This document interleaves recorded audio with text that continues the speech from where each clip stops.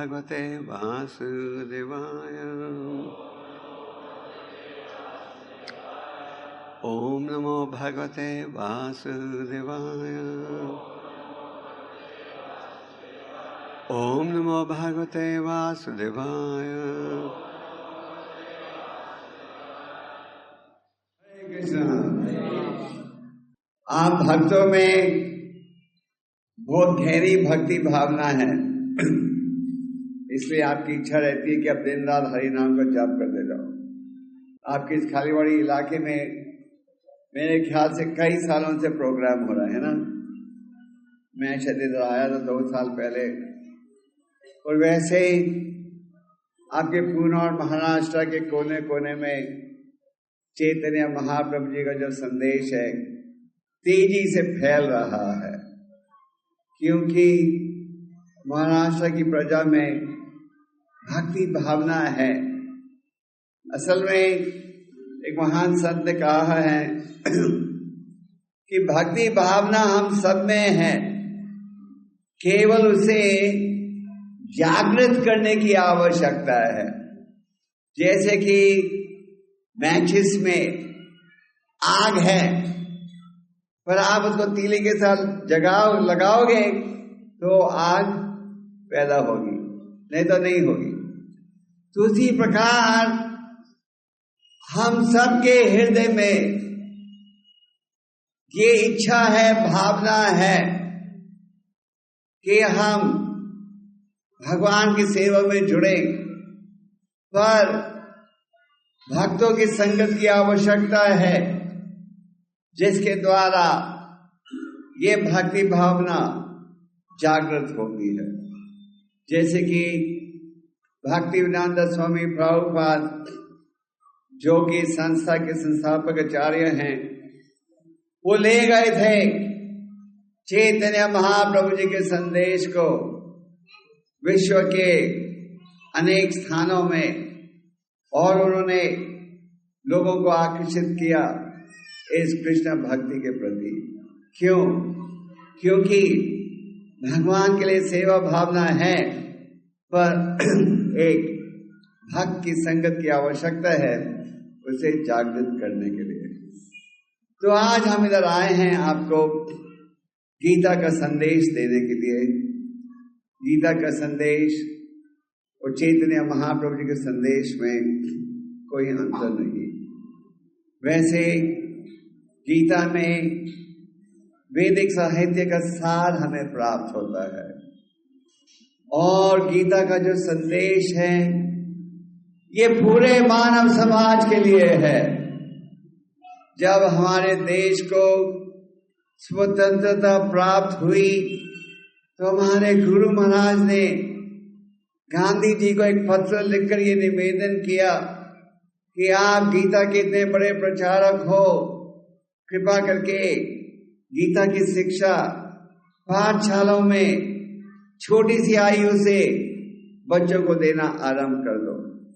अगर आजादी के बाद ये आरंभ किया होता तो आज हमारे देश का नक्शा ही कुछ अलग होता, क्योंकि अगर हम गीता की शिक्षा को अपनाएंगे तो उसके द्वारा पूरा समाज सुखी होगा। जैसे कि आप जानते हो हमारे देश निर्भर है बारिश पर। अब कहते हैं अभी भी 60-70% प्रतिशत आबादी गांवों में रहती है, तो हमारी सफलता निर्भर है वर्षा के ऊपर, है कि नहीं? अगर बारिश नहीं आती एक साल तो सबका धंधा खराब हो जाता है। सच बात है, किसानों का धंधा खराब हो जाता है, कारखाने वालों का धंधा खराब हो जाता है, क्योंकि लोगों की आमदन कम हो जाती है तो लोग खरीदेंगे कम सामान। तो अगर आपको वर्षा भी चाहिए, आर्थिक उन्नति भी चाहिए, तो भगवत गीता में उसका उपाय है। उदाहरण के लिए भगवत गीता में भगवान कहते हैं अन्नात् भवति भूतानि, अन्न की प्राप्ति होती है वर्षा के कारण। वर्षा की प्राप्ति होती है जब आप धर्म के नियमों का पालन करो, और अगर आप धर्म के नियमों का पालन नहीं करोगे तो प्रकृति साथ नहीं देगी, प्रकृति साथ नहीं देगी तो वर्षा इत्यादि प्राप्त नहीं होगा। वर्षा नहीं आएगी, फसल नहीं उगेगी, फसल नहीं उगेगी तो सबको अनेक प्रकार की समस्या का सामना करना पड़ेगा। सच बात है। तो गीता का उपदेश हमें मार्गदर्शन देता है किस प्रकार से इस दुर्लभ मनुष्य जीवन का हम उपयोग कर सकते हैं। वैसे देखा जाए गीता का उपदेश बहुत ही प्राचीन उपदेश है।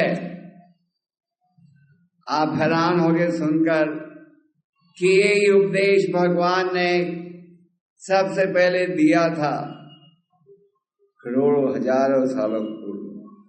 भगवत गीता के 4थे अध्याय में हमें गीता का इतिहास प्राप्त होता है। भगवान ने कहा कि मैंने यह ज्ञान दिया था सूर्य के देवता विवासवान को, जिससे ज्ञान पहुंचा मानवता के पिता मनु को, जिनसे आगे ज्ञान पहुंचा महाराज इक्ष्वाकु को। महाराज इक्ष्वाकु का राज्य था इस पृथ्वी पर चैत्र युग के आरंभ में या 20 लाख साल पूर्व। अर्जुन भगवान के सनातन साथी हैं। उनके मन में कभी कोई शंका नहीं थी परम भगवान के विषय में। फिर वैसे ही उन्हें भय था कि भविष्य में लोग कहेंगे ये कैसे संभव है, जब भगवान श्री कृष्ण स्वयं प्रकट हुए थे 5000 साल पूर्व, उन्होंने करोड़ों साल पूर्व ये उपदेश दिया था सूर्य के देवता को। तो अर्जुन ने पूछा भगवान से, मैं कैसे विश्वास करूं कि आपने उपदेश दिया था सूर्य के देवता को, जबकि वो आपसे पहले प्रकट हो चुके और हजारों साल पहले। तो भगवान ने कहा कि बहुत बार तुमने और मैंने जन्म लिया है और मैं अपने सब जन्मों को याद कर सकता हूं और तुम नहीं। और मैं ये तुम्हें ज्ञान दे रहा हूं, क्यों?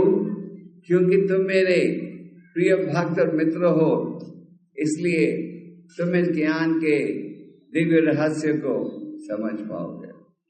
तो ये प्राचीन ज्ञान है। भगवान अलग अलग समय में अपने आप को प्रकट करते हैं धर्म के नियमों की स्थापना के लिए। और अगर हम इस ज्ञान को ठीक रूप से समझना चाहते हैं तो हमें किसी भक्त के माध्यम से इस शिक्षा को ग्रहण करना पड़ेगा। गीता के द्वारा भगवान हमें ये उपदेश दे रहे हैं कि हमें हर कार्य करना चाहिए विष्णु की प्रशंसा के लिए। वहां जब बच्चों को कोई चुप करेगा। हमें हर कार्य करना चाहिए विष्णु की प्रशंसा के लिए या भगवान की खुशी के लिए। वैसे तो प्रयास तो हम सबको करना ही है, चाहे आप भक्त हो या अभक्त हो, कुछ न कुछ कार्य तो सबने करना ही है। सच बात है। ये नहीं कि अगर आप भक्त बन जाओ तो आपको किसी प्रकार का कार्य नहीं करना पड़ेगा। ये नहीं कि आप भक्त बन जाओ तो आलसी बन सकते हो, नहीं। जैसे अर्जुन भगवान के सनातन साथी हैं, क्षत्रिय कुल के थे। तो भगवान ने क्या कहा, हे अर्जुन, क्षत्रिय होते हुए तुम्हारा ये कर्तव्य बनता है कि तुम इस युद्ध में लड़ो। और इस युद्ध में लड़ो अपने मन और बुद्धि को मुझे अर्पण करते हुए मेरी खुशी के लिए। तो यह है संक्षेप में गीता का उपदेश पूरे मानव समाज के लिए कि हमें अपना भौतिक कर्तव्य करना चाहिए, मन और बुद्धि को भगवान के चरण कमलों में अर्पण करते हुए भगवान की खुशी के लिए।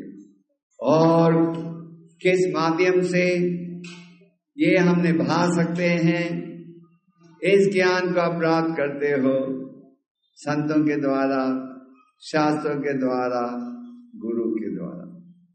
भगवद गीता के 3 अध्याय का नाम है कर्मयोग। तो इस अध्याय में भगवान ने यह स्थापित किया है कि जब सृष्टि का निर्माण किया था तो भगवान ने कहा था कि अगर तुम्हें खुशी चाहिए समाज में तो यज्ञ के पालन की आवश्यकता है। यज्ञ बिना खुशी की प्राप्ति असंभव है।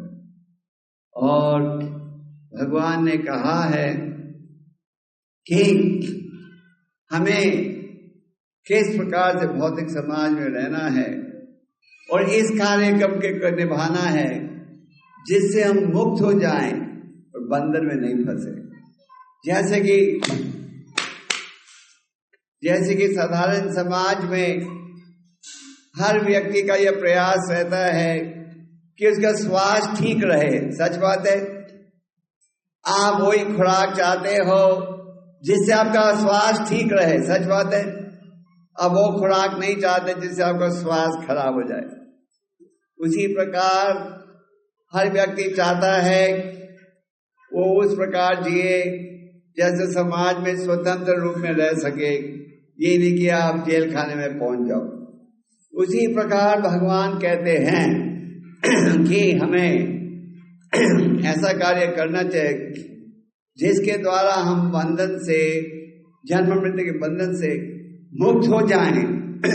और भगवान उदाहरण देते हैं जैसे कि कमल का फूल जल में है, हर व्यक्ति चाहता है वो उस प्रकार जिए जैसे समाज में स्वतंत्र रूप में रह सके, ये नहीं कि आप जेल खाने में पहुंच जाओ। उसी प्रकार भगवान कहते हैं कि हमें ऐसा कार्य करना चाहिए जिसके द्वारा हम बंधन से, जन्म मृत्यु के बंधन से मुक्त हो जाएं। और भगवान उदाहरण देते हैं जैसे कि कमल का फूल जल में है, पर जल को छूता नहीं। उसी प्रकार भौतिक समाज में रहते हुए उस प्रकार से हमें रहना चाहिए कि हम इसके दोषों से मुक्त रहें। और ये संभव हो पाएगा अगर हम ये स्वीकार करें कि हर कार्य के भोक्ता हैं स्वयं भगवान। भोक्ताराम यज्ञ तपो सर्वलोक महेश्वर, परम भगवान हैं हर चीज के स्वामी। भगवान गीता में कहते हैं ये जो प्रकृति है, माया दक्षिण प्रकृति स्वीति साचाचरम, ये जो प्रकृति है ये प्रकृति में चलती है कैसे? मेरे मार्गदर्शन से, मेरे इशारे से। तो गीता के द्वारा परम भगवान हमें निमंत्रण दे रहे हैं कि हमें उनके शरणागत होना चाहिए। गीता के द्वारा हमें ये शिक्षा प्राप्त होती है कि आपका असली परिचय क्या है, आपका असली स्वरूप क्या है। भगवद गीता के 2 अध्याय में अनेक श्लोकों के द्वारा भगवान ये स्थापित कर रहे हैं कि किस प्रकार आत्मा और देह में अंतर है। आत्मा सनातन है और देह नश्वर। हम सब देख सकते हैं कि हमारा देह जो है, हमारा शरीर जो है 6 अवस्थाओं या परिस्थितियों से गुजर कर जाता है। जन्म लेता है, बढ़ता है, कुछ पैदा करता है, संभालता है, फिर बूढ़े होने लगता है और अंत में नष्ट हो जाता है। पर आत्मा का क्या हो रहा है? उसका देहांतर हो रहा है। भगवद गीता में भगवान उदाहरण देते हैं जैसे कि हम अपने पुराने वस्त्र को त्याग कर नए वस्त्र स्वीकार करते हैं, उसी प्रकार ये आत्मा एक देह को त्याग कर अगला देह स्वीकार करती है, जो कि निर्णय किया जाता है कर्मों पर आधारित। आज अज्ञानता के कारण हम क्या सोचते हैं? हम सोचते हैं ये देह के साथ सब समाप्त हो जाएगा। अफसोस की बात यह है कि हम अज्ञानता में जन्म लेते हैं, अज्ञानता में पलते हैं और अक्सर अज्ञानता में ही शरीर को भी त्यागते हैं। तो जो भाग्यशाली व्यक्ति है वो किसी साधु महात्मा की संगत में आकर उसका आध्यात्मिक जीवन आरंभ होता है, या वो ये पूछने आरंभ करता है कि जीवन का जरूर कुछ लक्ष्य होना चाहिए। क्या है हमारी जिम्मेदारियां? जैसे कि ब्रह्म संहिता, जैसे कि वेदांत सूत्र में कहा गया है, अथात ब्रह्म जिज्ञासा। अब ये मनुष्य जीवन प्राप्त हुआ है, इसका सदुपयोग करो और इसका दुरुपयोग नहीं करो। तो यही है भगवत गीता का निर्णय कि हमें इस दुर्लभ ध्येय का सदुपयोग करना चाहिए और हमें इसका दुरुपयोग नहीं करना चाहिए। इसलिए भगवान हमें उपदेश देते हैं, भगवान स्वयं प्रकट होते हैं, भगवान अपने भक्तों को भेजते हैं उनके प्रतिनिधि के रूप में, केवल हमें आध्यात्मिक जागृति देने के लिए। साधु की इच्छा ये रहती है कि सारे विश्व के बद्ध जीव भगवान के शरणगत हो जाए। हमारे गुरु जी एक सरल उदाहरण देते थे, जैसे कि अगर किसी की औलाद घर छोड़कर चले जाए तो माँ बाप की यही इच्छा रहती है कब हमारी औलाद वापस लौटेगी। उसी प्रकार हमारे परम पिता की यही इच्छा है कि हम किसी न किसी रूप से उनके शरणगत हो जाए। भगवान के शरणगत होने का ये अर्थ नहीं कि आपको घर त्यागना पड़ेगा, धंधा त्यागना पड़ेगा, नौकरी त्यागनी पड़ेगी, नहीं।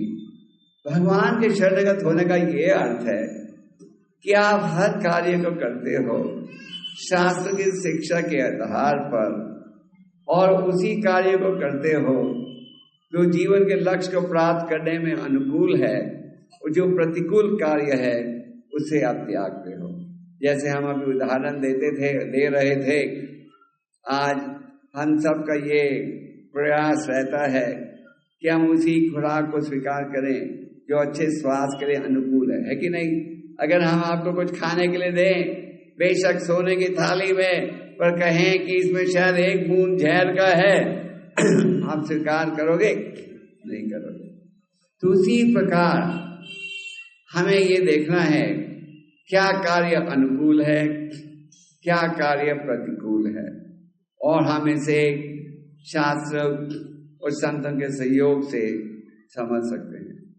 तो भगवत गीता में भगवान कह रहे हैं कि हर कार्य का भाव ये होना चाहिए विष्णु की प्रशंसा, और भगवान हमें ये भी कहते हैं कि कैसे हम उनकी सेवा में जुड़ सकते हैं। उदाहरण के लिए भगवत गीता का एक बड़ा प्रसिद्ध श्लोक है जिसमें भगवान कहते हैं, पत्रम पुष्पम फलम तोयम यो में भक्त्या प्रयोजन। भगवान कह रहे हैं तुम मुझे एक पत्रम का क्या अर्थ है? पत्ता, तुलसी का पत्ता। पुष्पम का अर्थ है फलम, फल, सोयम जल। भगवान ये भी नहीं कह रहे बिस्लेरी का जल होना चाहिए, भगवान ये भी नहीं कह रहे महंगा आम फल होना चाहिए, भगवान ये भी नहीं कह रहे कोई विदेशी फूल होना चाहिए। कह रहे पत्रम पुष्पम फलम तोयम। तुम मुझे जल अर्पण करो, फूल फल पत्ता, मैं स्वीकार करने को तैयार हूं, पर एक शर्त है। क्या? प्रेम और भक्ति के साथ। अगर प्रेम और भक्ति के साथ मुझे पत्ता भी अर्पण करोगे तो मैं इसे स्वीकार करूंगा। वैसे तो भगवान को कहा जाता है ओम पूर्णम अधा पूर्णम इदम।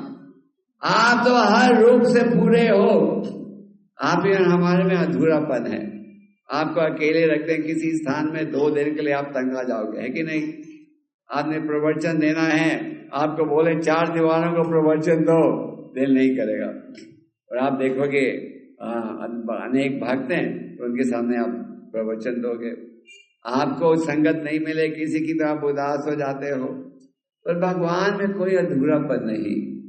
पर भगवान भूखे हैं किसके? हम हमारी सेवा भावना के। तो इसलिए भगवान कह रहे हैं प्रेम और भक्ति के साथ मुझे अर्पण करो। भगवान गीता में आगे ये भी कहते हैं यद करोषि यद स्नाति यद जरोषि राशि यद तपस्वी कौन्तेय तद कुरुषो मदर्पणम। भगवान कहते हैं जो कार्य करना है, क्या? मेरी खुशी के लिए करो। जो खाना है पहले मुझे अर्पण करो। जो तपस्या करनी है किस लिए करो? मेरी खुशी के लिए करो। तो खाना तो सबने है ही, क्या खाना नहीं खाना इस विषय में भी हमें शास्त्रों का ज्ञान प्राप्त होता है। जैसे भगवान ने कहा पत्रम पुष्पम फलम तोयम, जैसे कि हम तो भक्तों से निवेदन करते हैं मांस न मच्छी से बचो और वैसी खुराक लो जिसको आप भगवान के चरणों में भोग लगा सकते हो प्रसाद के रूप में, और फिर खाओगे तो आपका जो अशुद्ध मन बुद्धि है वो भी शुद्ध बन जाएगी। तो प्रेम और भक्ति को हम कैसे अनुकूल करें? भागवत गीता का क्या है निर्णय? सर्वधर्म परित्यज्य मामेकं शरणं व्रज, हम त्वं सर्वे पापे भयो मोक्षयिष्यामि मा शुचः। भगवान कह रहे हैं सब धर्मों को छोड़कर मेरी शरण में आओ, मैं तुम्हारी सुरक्षा करूंगा, बिना चिंता के घबराओ नहीं। ये और भक्त, ये किसका क्या अर्थ है कि आप भगवान की शरण लो, उनका चिंतन करो, उनका स्मरण करो, उनकी पूजा करो, उन्हें नमस्कार करो।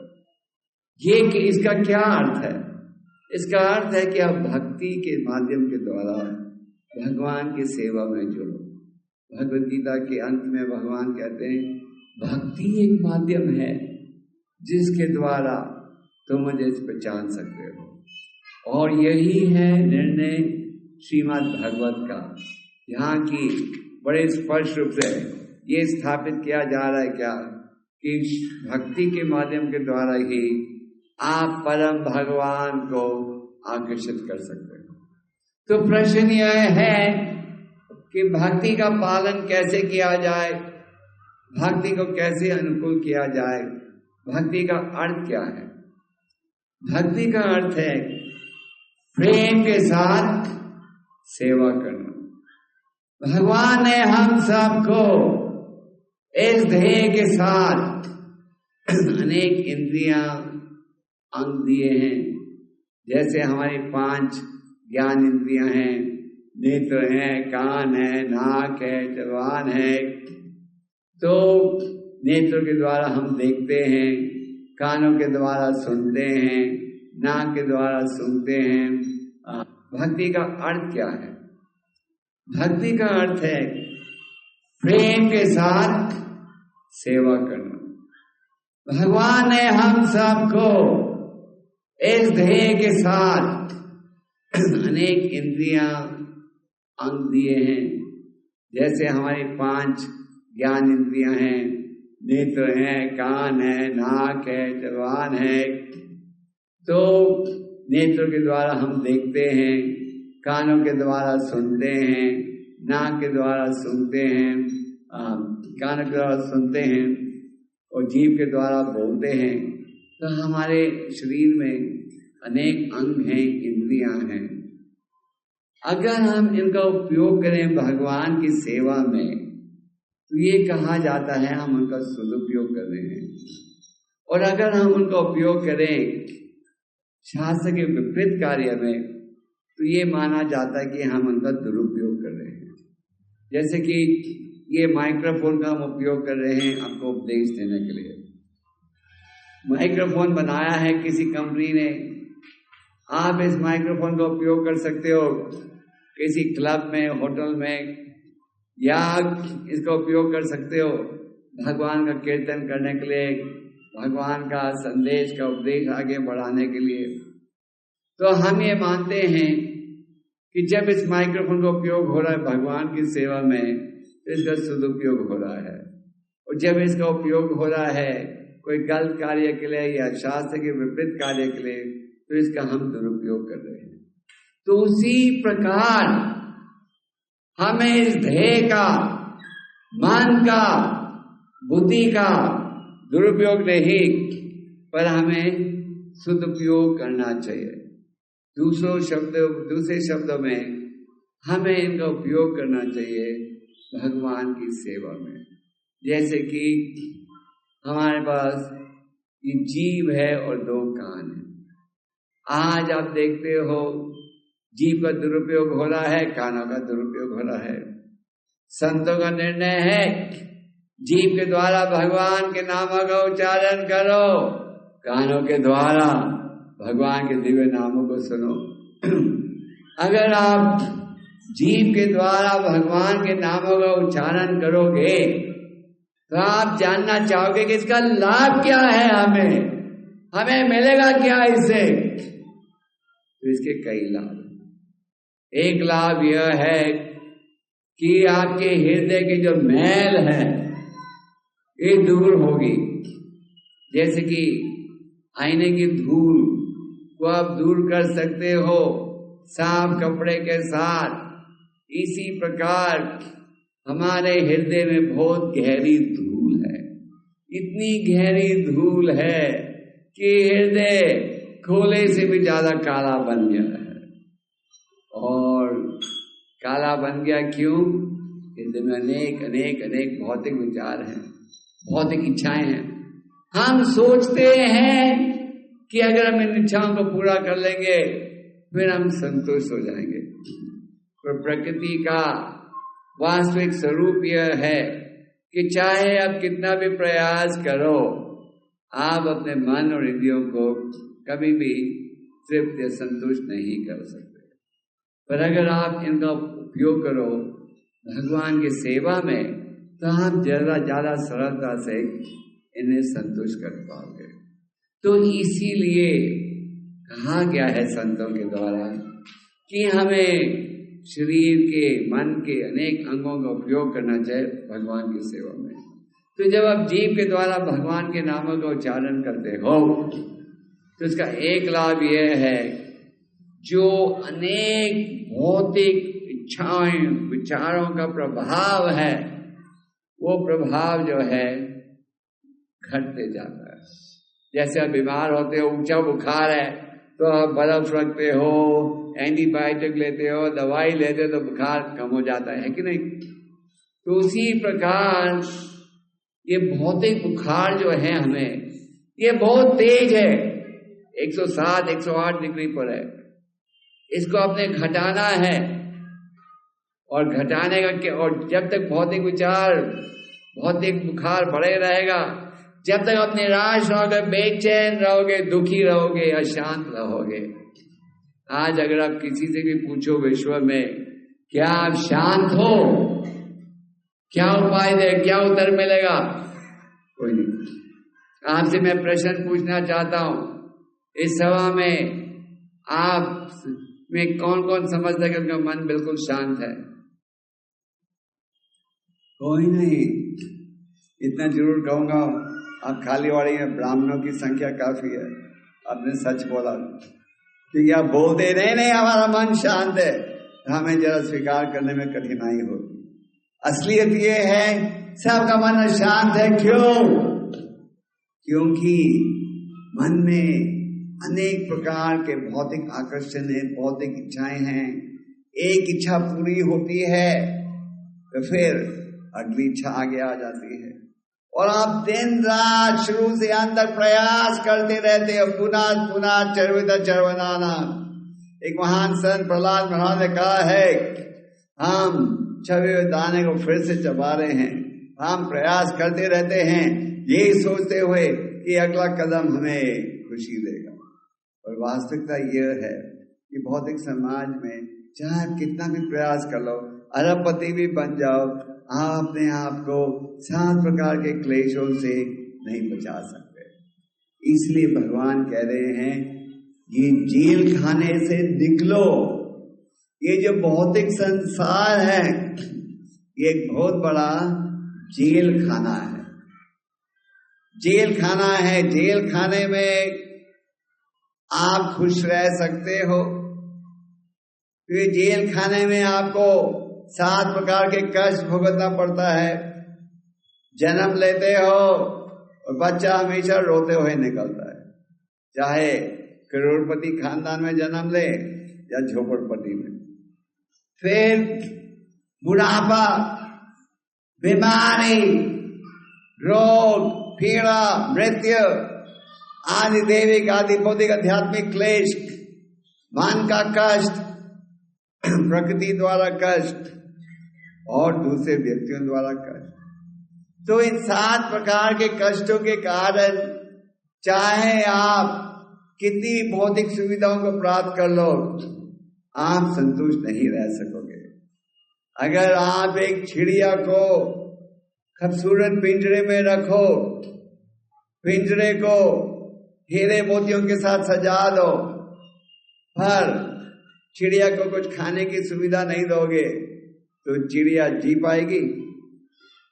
आपको रहने के लिए पूना के रईस इलाके में एक बड़ी कोठी बना देते हैं, आपके घूमने के लिए स्कूटर साइकिल के बजाय आपको एक मर्सिडीज गाड़ी दे देते हैं, पहनने के लिए बड़े अच्छे विदेशी वस्त्र, पर एक बंधन केवल आप पर डालते हैं, कुछ खा नहीं सकते, पी नहीं सकते।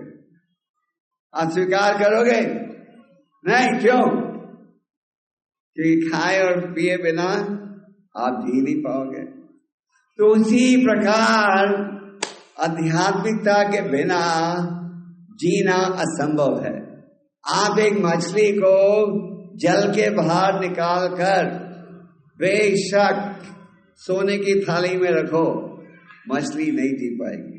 मछली को क्या चाहिए? जल। उसी प्रकार आध्यात्मिकता के बिना कोई संतुष्टता प्राप्त नहीं कर सकता। जो मूर्ख व्यक्ति हैं वो प्रयास करते रहते हैं, भगवान के शरणगत नहीं होते। भगवान कहते हैं 4 प्रकार के व्यक्ति मेरे शरण में नहीं आते। 7वें अध्याय में भगवान ये उपदेश दे रहे हैं। भगवान कहते हैं 4 प्रकार के व्यक्ति मेरे शरण में कभी आते ही नहीं। कौन है 4 प्रकार के व्यक्ति? एक है बूढ़ा, जो कि बहुत प्रयास करता है सुबह से रात तक, किस लिए? थोड़े से सुविधा प्राप्त करने के लिए। जब उन्हें आप निमंत्रण देते हो तो आओ कार्यक्रम में, क्या कहते हैं? स्वामी जी नो टाइम, समय नहीं, हम बड़े व्यस्त हैं। फिर कई हैं जिन्होंने समाज में ऊंचा स्थान प्राप्त कर लिया है, पर जो ये नहीं जानते कि जीवन का क्या लक्ष्य होना चाहिए। राज्यपाल बन जाते हैं, राष्ट्रपति बन जाते हैं, मुख्यमंत्री बन जाते हैं, प्रधानमंत्री बन जाते हैं, वाइस चांसलर बन जाते हैं, पर पूछो तो जीवन का क्या लक्ष्य है? खाओ पियो जियो। फिर हैं कई जो स्पष्ट नास्तिक हैं। फिर हैं कई जिनके पास भौतिक ज्ञान है, जैसे कई संस्कृत के बड़े विद्वान बन जाते हैं और सोचते हैं हमें पता है शास्त्रों का क्या निर्णय है, व्यासदेव को नहीं पता। और व्यासदेव जी की वाणी को लेते हैं और अपने भागवत को जोड़ देते हैं। तो ये 4 प्रकार के व्यक्ति तो कभी भगवान की शरण में आते ही नहीं। तो ये 4 परिस्थितियां हैं जिनमें व्यक्ति भगवान की सेवा में जुड़ जाते हैं। जैसे एक है जब कोई दुखी हो, अगर आपके भाग्यवान हो, अगर आपके कर्म अच्छे हो तो दुख की स्थिति में अब भगवान की शरण में आ जाते हो। कई हैं जिन्हें धन चाहिए, धन भी चाहिए, तो ये स्वीकार करते क्या हमें भगवान की सेवा करनी है तो ही हमें धन प्राप्त होगा। कई हैं जो ज्ञान के आधार पर ये स्वीकार करते हैं कि हमें भगवान के शरणागत होना चाहिए। और कई जिज्ञासु ऐसे ही देखते किसी जिज्ञासा के कारण आते हैं भक्तों की संगत में और उसका प्रभाव पड़ जाता है और जीवन को सुधार लेते हैं। असल में भक्तों की संगत का इतना गहरा प्रभाव है। एक देश था, अंतर्राष्ट्रीय देश, यहाँ की सरकार ने जासूसों को भेज दिया था इस्कॉन में भक्त बनने के लिए, क्योंकि वो जब इस्कॉन उस देश में गई तो लोग आश्चर्य हो गए कि यहाँ क्यों हमारे देश के इतने क्रिश्चियन लोग वगैरह इस्कॉन के भक्त बन रहे हैं। तो उन्होंने 4-5 जासूसों को भेज दिया भक्त के रूप में। जासूस आए, उन्होंने बाल काट दिया, ब्रह्मचारी बन गए आश्रम में। और उन्हें इतना आनंद आया, 5-6 में 2 भक्ति बन गए। आए थे जासूसी करने के लिए सरकार के लिए, और उन्होंने इतना आनंद अनुभव किया कि उन्होंने कहा ये असली मार्ग है और भक्ति में जुड़ गए। तो कई परिस्थितियों में हम आते हैं, तो 4 प्रकार के व्यक्ति भगवान की शरण में आते हैं और 4 परिस्थितियों में हम भगवान के शरणागत नहीं होंगे। तो आप सब जो यहाँ उपस्थित हो, आवश्यक ही आपकी भक्ति में रुचि है। ये हम मानते हैं कि सभा में कई हैं जिनकी शायद गहरी रुचि होगी, जो 16 माला का जाप करते होंगे। कई हैं जिनकी रुचि है पर ज्यादा दृढ़ होकर भक्ति के मार्ग में नहीं जुड़ पा रहे, तो आते हैं सत्संग में, 1 माला 2 माला करते हैं, कई थोड़ी ज्यादा माला करते होंगे। पर ये आवश्यक है कि आप सबकी भक्ति में रुचि है, नहीं तो आप यहाँ क्यों आते? आप इधर आए हो क्योंकि आपकी भक्ति में रुचि है और कृष्ण भगवान की शिक्षा में आपकी श्रद्धा है। अब हमारी इच्छा है कि आप इस आकर्षण का पूरा लाभ उठाओ।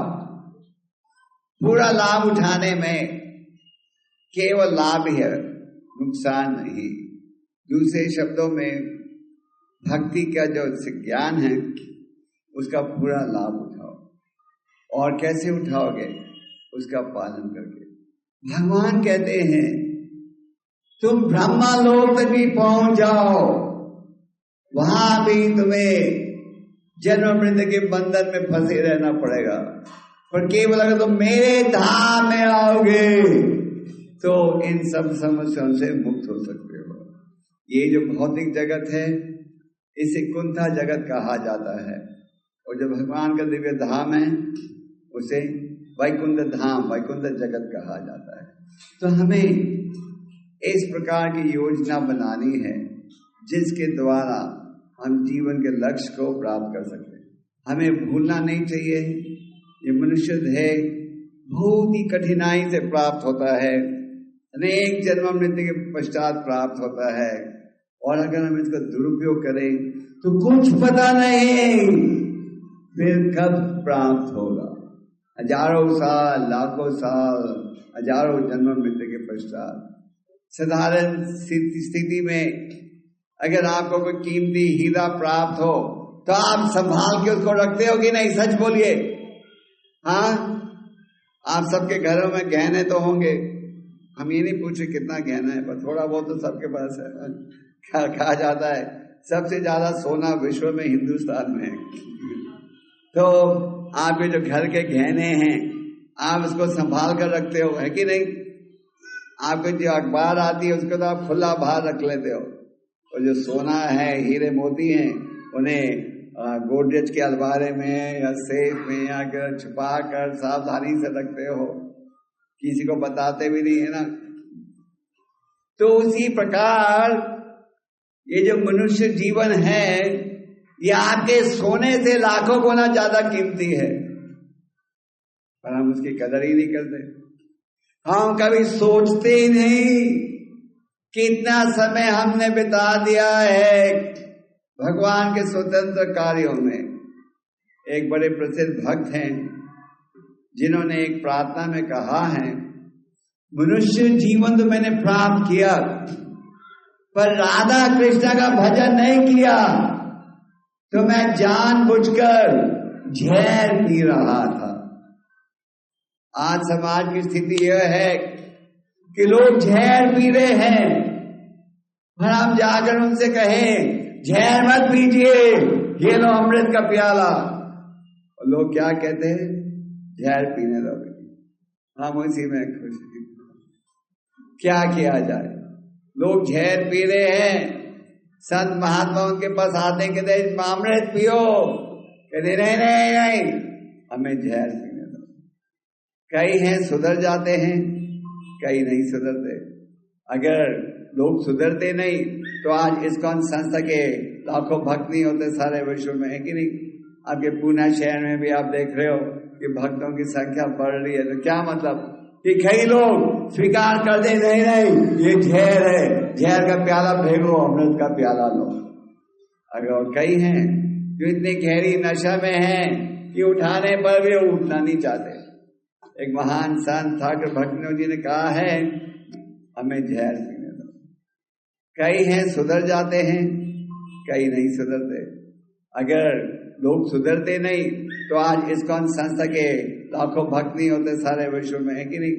आपके पुणे शहर में भी आप देख रहे हो कि भक्तों की संख्या बढ़ रही है। तो क्या मतलब कि कई लोग स्वीकार कर दे नहीं नहीं ये जहर है, जहर का प्याला फेंको, अमृत का प्याला लो। अगर कई हैं जो इतनी गहरी नशा में हैं कि उठाने पर भी उठना नहीं चाहते। एक महान संत ठाकुर भक्तिनोद जी ने कहा है जीव जागो घोड़ा चंद बोले, गोतरित जाओ माया पीछा चीरा खोले। कहते हैं इस प्रार्थना में कि चैतन्य महाप्रभु अवतरित हुए हैं आप सबको जगाने के लिए। आप कहोगे हम तो जागे हुए हैं, भौतिक दृष्टि से जागे हुए हो, पर आध्यात्मिक दृष्टि से गहरी नींद में हो, खरोंटे ले रहे हो। रात को सोते हो तो खरोंटे लेते हो ना, तो इतनी गहरी नींद में है कि जब आपको जगाया भी जाता है तो आप क्या कहते हो? नहीं नहीं नहीं सोने दो हमें। तो वो कह रहे हैं कि चैतन्य महाप्रभु जी प्रकट हुए किस लिए? हम सबको जगाने के लिए। जगाने के लिए का अर्थ है हमें ये उपदेश देने के लिए कि क्या है असली सुख का साधन। तो ठाकुर भक्तिनोद जी कहते हैं तुम्हारी सब समस्या हल करने के लिए, ये औषधियों से बचने के लिए नींद में है कि जब आपको जगाया भी जाता है तो आप क्या कहते हो? नहीं नहीं नहीं सोने दो हमें। तो वो कह रहे हैं कि चैतन्य महाप्रभु जी प्रकट हुए किस लिए? हम सबको जगाने के लिए। जगाने के लिए का अर्थ है हमें ये उपदेश देने के लिए कि क्या है असली सुख का साधन। तो ठाकुर भक्तिनोद जी कहते हैं तुम्हारी सब समस्या हल करने के लिए, ये औषधियों से बचने के लिए ये उपाय क्या है? ये हरि नाम। ये हरि नाम जो है कहां से आ रहा है? भगवान के दिव्य धाम से आ रहा है। हमें इसका लाभ उठाना चाहिए। तो ये है संतों का निर्णय, ये है साधुओं का निर्णय ये है शास्त्रों का निर्णय, ये है स्वयं परम भगवान का निर्णय। क्या कि हमें अशुद्ध मन इंद्रियों को शुद्ध बनाना चाहिए भगवान के दिव्य नामों के उच्चारण के द्वारा। तो भगवान ने अपनी पूरी शक्ति डाली है इन दिव्य नामों में। भगवान में, उनके नामों में कोई अंतर नहीं।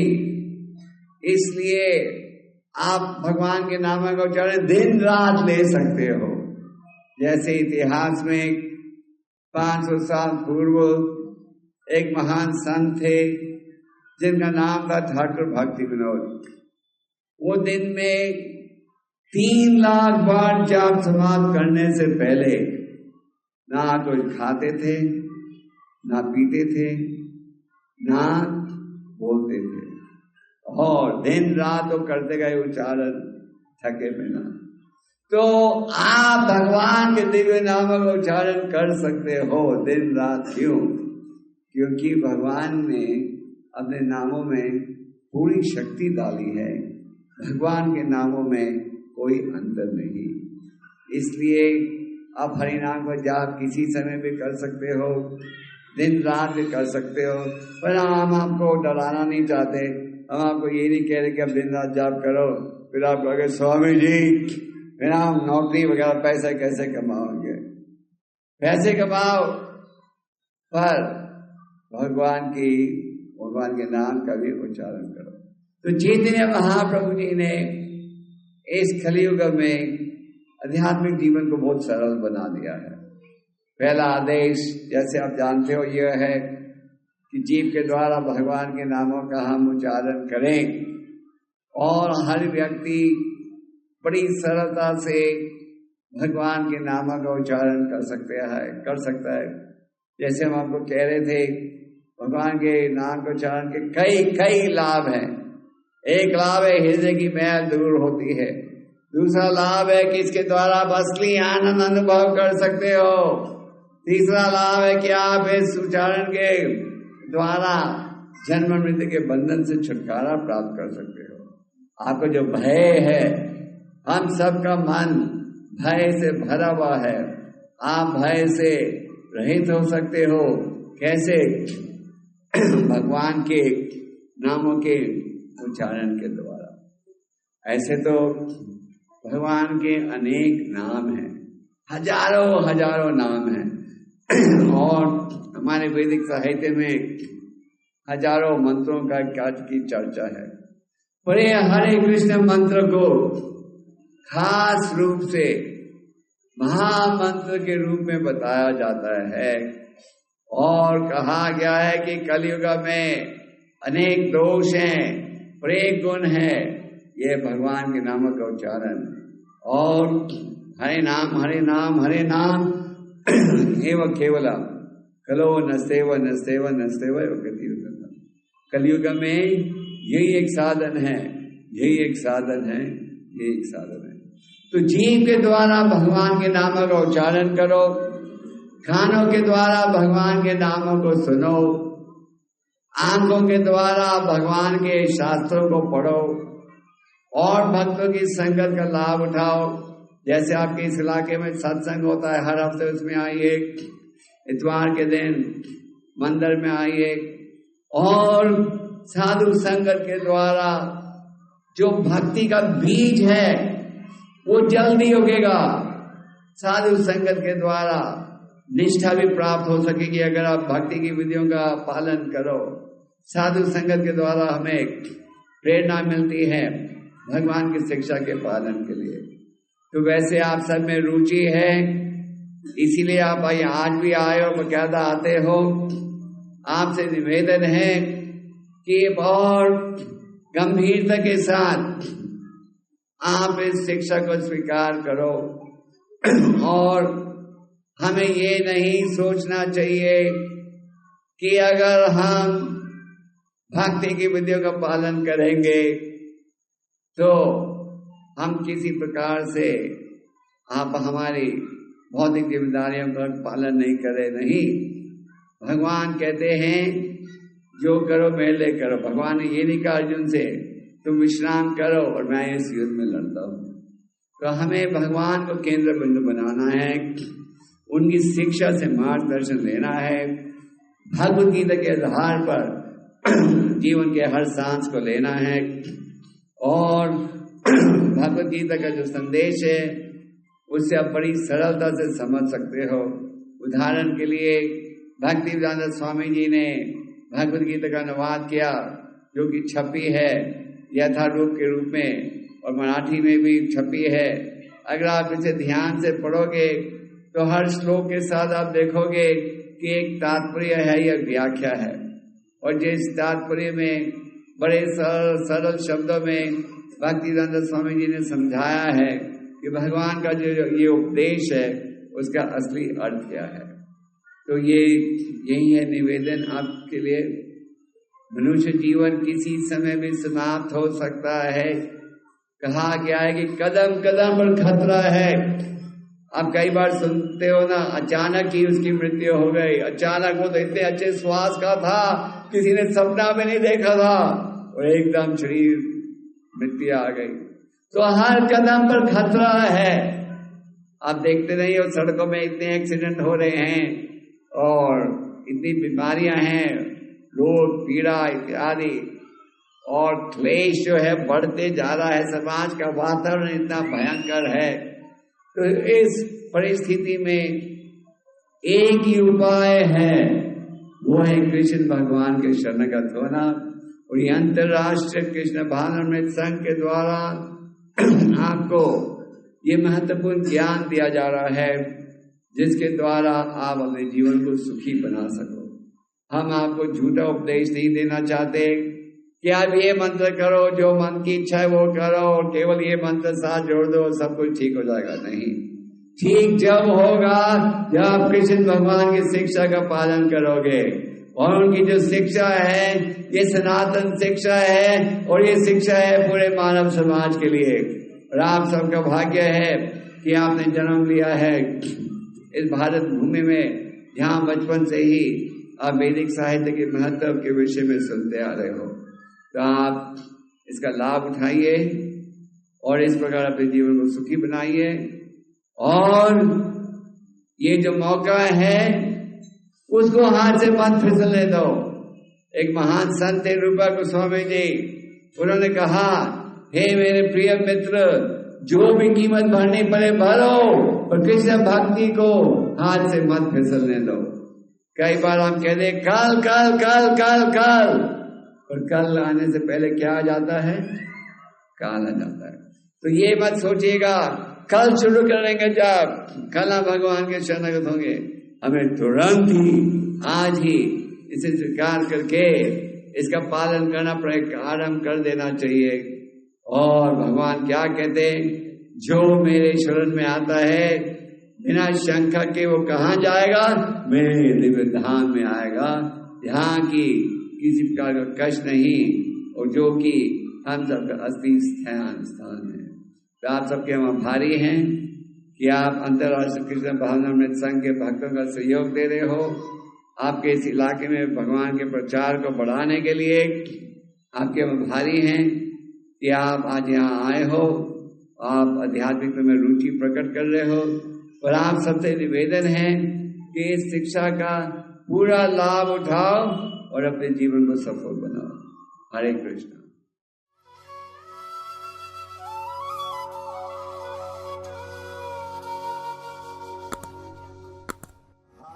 Krishna Hare Krishna Krishna Krishna Hare Hare Hare Rama Hare